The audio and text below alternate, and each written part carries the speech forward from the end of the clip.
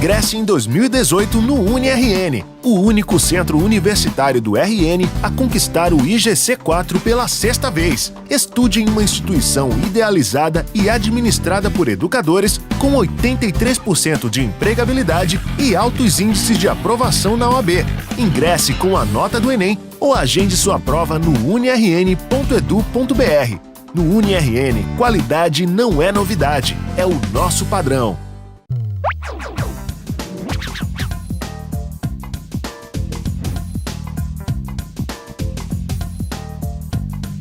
Essa questão, relacionada à habilidade 9 da competência 3, relaciona as manifestações corporais relacionadas às necessidades sociais de grupos específicos. Vamos ao seu enunciado. Exoesqueleto possibilita que crianças com atrofia muscular espinhal andem pela primeira vez. A ciência e a tecnologia deram mais um importante passo. Pesquisadores do CSIC, na Espanha, desenvolveram o primeiro exoesqueleto para crianças com atrofia muscular espinhal. Com o aparelho, essas crianças são capazes de ficar em pé e andar. A atrofia muscular espinhal é uma doença genética degenerativa que enfraquece os músculos do corpo. Com o dispositivo, composto por diversos motores, sensores e um controlador de movimento, que imitam os músculos humanos e as suas articulações, além de conseguir força e sustentação suficiente para andar e ficar em pé, a criança também, pela possibilidade de movimento, previne o aparecimento de escoliose, osteoporose e insuficiência respiratória, condições atreladas à doença. Ao observarmos as limitações corporais impostas pela atrofia muscular espinhal, podemos perceber que o primeiro exoesqueleto desenvolvido para crianças, item A, estancará os sintomas de doenças neuromusculares. Esse item seria incorreto, uma vez que o exoesqueleto não trabalha em sintomas específicos nem no estancamento deles, e sim apenas numa sustentação baseada em circuitos, motores e vetores, como explicitado pelo texto. Item B. Aprimorará o bem-estar psicológico dos seus usuários. Esse item é o item correto, uma vez que essa possibilidade do andar, do movimentar-se e relacionar-se socialmente de maneira mais autônoma também relacionará-se ao bem-estar social do indivíduo que teria essa atrofia muscular.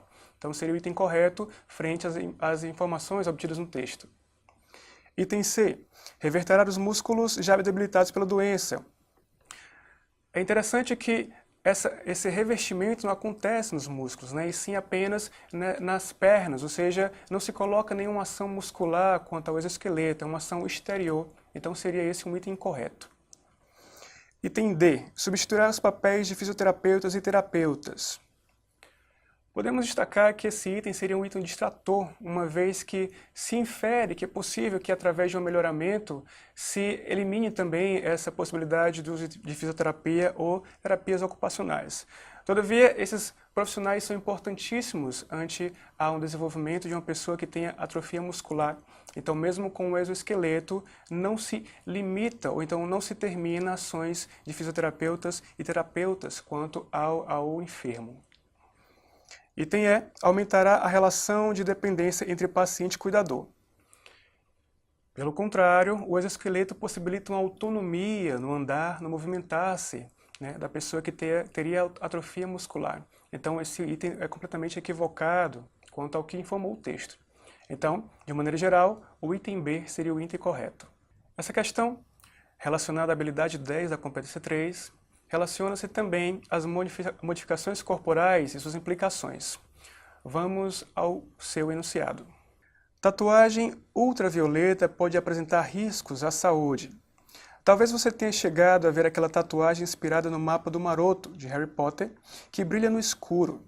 A imagem viralizou na internet e inspirou muitos fãs da saga de J.K. Rowling a quererem uma igual, e também fizeram muitas pessoas quererem seus próprios desenhos com tinta UV. O problema é que esse tipo de tatuagem pode não ser totalmente seguro. Muitas tintas que brilham no escuro contêm fósforo, um elemento perigoso que pode ser incrivelmente tóxico para os humanos, dependendo de onde ele é derivado, explica o cirurgião dermatológico Joel Schlesinger ao site MIC. O texto apresenta uma reflexão sobre saúde e tatuagem ultravioleta, destacando que: item A. A comunidade médica apoia a consolidação dessa técnica entre os jovens. No texto não se coloca nenhum apoio, nenhuma aprovação quanto a esse tipo de ação, no caso uma tatuagem com tintas ultravioletas. Então, seria um item incorreto. Item B. Esse tipo de tatuagem apresenta riscos irrisórios à saúde dos que dela compartilham. Na informação obtida no texto, a citação direta deixa bem claro um possível risco à saúde caso se utilize de tinta com um material de destinação um tanto inadequada. Então, esse item também seria inadequado quanto a uma legitimação. Também é o item incorreto. C. A quantidade de fósforos das tintas envolvidas no processo pode trazer danos à saúde. Esse item é o item correto, pois, como podemos ver nas informações obtidas no texto, temos essa informação na citação direta do especialista. Vamos a essa informação. Muitas tintas que brilham no escuro contêm fósforo, um elemento perigoso que pode ser incrivelmente tóxico para os humanos. Então, tal informação legitima a veracidade do item C. Item D. Dermatologistas são favoráveis ao uso desse tipo de tatuagem quando se sabe a origem dos fósforos. Item também incorreto, uma vez que o texto prega o contrário. Item E. A pele jovem absorve o fósforo, evitando dessa maneira danos ao bem-estar do indivíduo. Pelo contrário, a absorção do fósforo na pele humana pode trazer danos e riscos graves à saúde. Então, observando os itens destacados, percebe-se que o item correto é o item C. Essa questão, relacionada à habilidade 10, compreende um texto em que se designa as informações voltadas à falta de sono, atreladas à reincidência de casos depressivos. Vamos ao seu enunciado. Noites mal dormidas podem gerar ansiedade e depressão. Pesquisa diz que a cada hora a menos de sono aumenta a chance de desenvolver os distúrbios em 14%. Se você dorme mal e anda ansioso ou depressivo, saiba que esses problemas podem ter ligação. Um estudo feito com quase 21 mil jovens australianos entre 17 e 24 anos mostrou que a falta de sono adequado pode levar a várias formas de ansiedade. O risco aumenta 14% a cada hora a menos de sono, tendo como base as 8 horas que os especialistas recomendam. Quem dorme 6 horas por noite tem 2 vezes mais propensão a desenvolver esses problemas do que quem dorme 8 horas, segundo a pesquisa. Os pesquisadores também descobriram que o risco de começar os problemas psicológicos foi maior naquelas pessoas que costumam dormir menos ainda. Quem passa apenas 5 horas na cama tem 3 vezes mais chances de desenvolver problemas. Mas quem dorme 7 horas por noite e tem boa saúde mental, parece não ser impactado por não ter as recomendadas 8 horas de sono. Segundo o autor, a ansiedade pode ser compreendida como... É interessante que notemos que todo o texto relaciona uma possibilidade, um aumento, um acréscimo em casos de depressão ou mesmo uma avaria à saúde mental quanto à falta de sono. Não necessariamente a falta de sono irá gerar esses quadros, mas ela potencializará essas implicações. Então, tendo a compreensão desse texto em mente, o item correto seria o item D. Uma diversidade psicológica mais comum aos notívagos. Essa questão, inserida na habilidade 12 da competência 3, afirma as diferentes funções da arte, sua produção e o seu meio cultural. Vamos ao seu enunciado. O pianista italiano Ludovico Einaudi compõe e toca pela proteção do Ártico. Envolto pela beleza magnífica do Oceano Ártico, na companhia do frio, do silêncio e dos rangidos do gelo em movimento e queda, o aclamado compositor italiano e pianista Ludovico Einaudi tocou música que compôs especialmente para a ocasião, Elegia para o Ártico. A inspiração veio das 8 milhões de mensagens enviadas para a campanha Vozes pelo Ártico, promovida pelo Greenpeace. Cada uma, a seu modo, pediu para que os líderes globais salvem a região das perfurações em busca de petróleo e das ameaças da pesca predatória. A performance de Einaudi se soma a uma boa notícia. Recentemente, um delegado da Comissão OSPA, Convenção para a Proteção do Meio Ambiente Marinho do Atlântico do Nordeste, esteve em Tenerife, na Espanha, para a reunião em que foram discutidas medidas para a proteção do Ártico que poderão salvaguardar 10% desse oceano, o que equivale a uma área quase do tamanho do Reino Unido. O texto apresenta a obra do artista Ludovico Einaudi, cuja performance se alinha a tendências contemporâneas e se caracteriza pela... De acordo com a informação do texto, podemos compreender que a performance de Ludovico, o pianista, não está relacionada apenas a contextos estéticos, ou seja, o compositor, ao tocar no gelo ártico, não apenas queria uma fruição bélica, ou mesmo bela, e sim a compreensão de uma necessidade política, ou seja, salvaguardar aquele contexto, aquele bioma, o próprio Ártico em si. Além disso, se compreende a junção desses pedidos que foram feitos ao Greenpeace à composição de Ludovico Einaudi. Então, por esse fator de cunho político, podemos perceber que o item correto é o item B. Aproximação entre o artista e os problemas do seu tempo, como o desmoronamento das geleiras. Museu da Cultura Afro recebe exposição da artista Graça Ramos.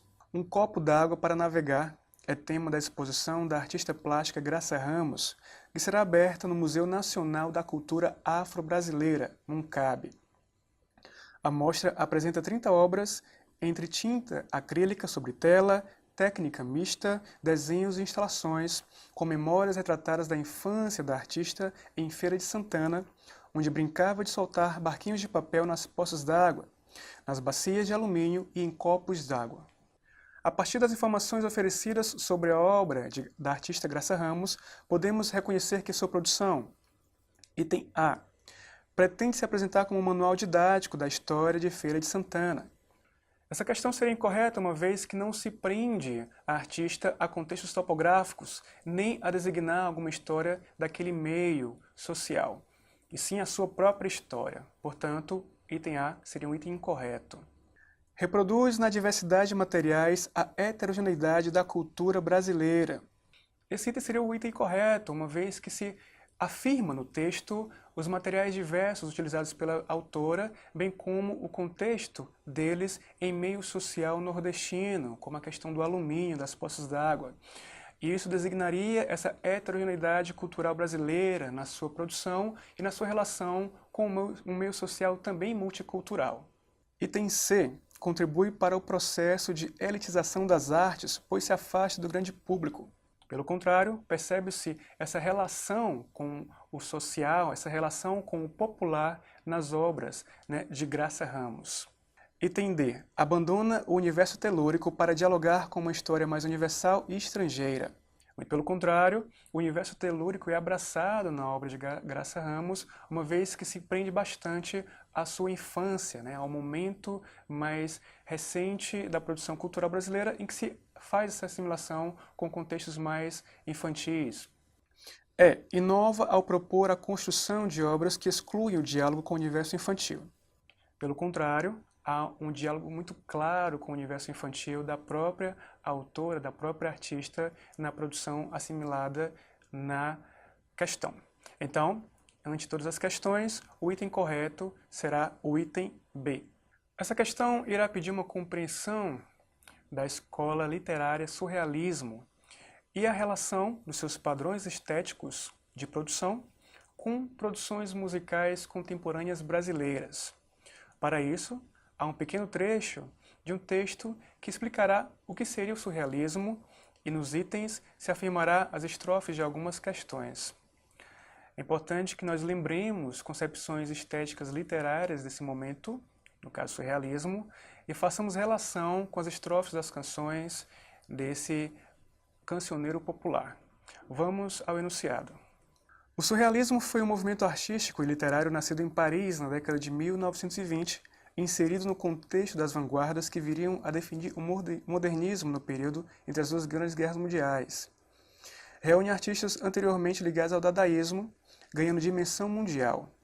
Fortemente influenciada pelas teorias psicanalíticas do psicólogo Sigmund Freud, 1856 a 1939, o surrealismo enfatiza o papel do inconsciente na arte criativa, onde seus objetivos foi produzir uma arte que, segundo o movimento, estava sendo destruída pelo racionalismo.